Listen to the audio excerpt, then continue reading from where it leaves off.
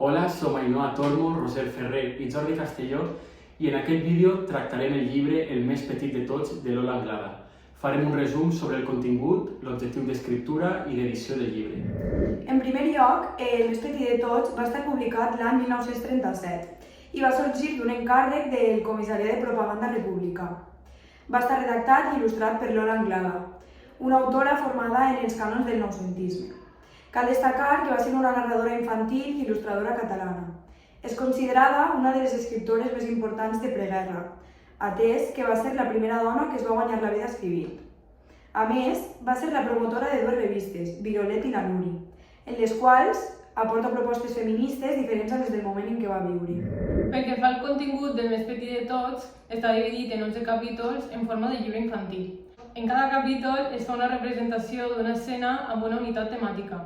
Primer es planteja una situació inicial, després hi ha l'aparició del conflicte i finalment es dona la resolució del conflicte amb la intervenció de la imatge del més petit de tots. És a dir, en tots els capítols el protagonista és una mena d'heroi revolucionari seguit per tot el poble. Aquestes tres parts indiquen que cada capítol té una estructura ternària. En referència a l'objectiu del llibre, aquest és encoratjar el poble d'un moment històric determinat per traure les millors virtuts, les quals són un poble alegre, respectuós, que defuig del conflicte, que busca la concòrdia, que és respectuós amb la seva tradició cultural, etc.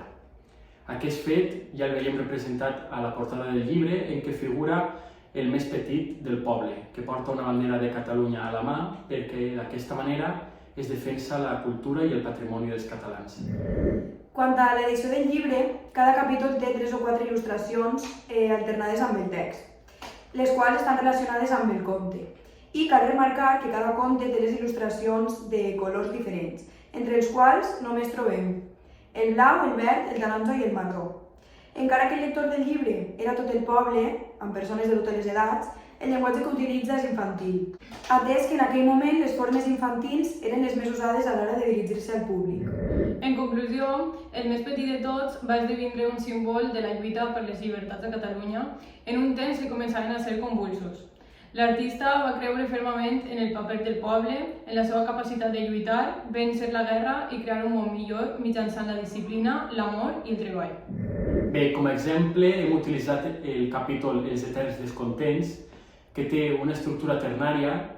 La situació inicial ens presenta el lloc, que és un bar, i ens situa en un moment concret del dia, que és la vesprada nit. Bé, la segona part ens presenta el conflicte, quan la gent està dins del bar queixant-se sobre diferents aspectes, sobretot del govern.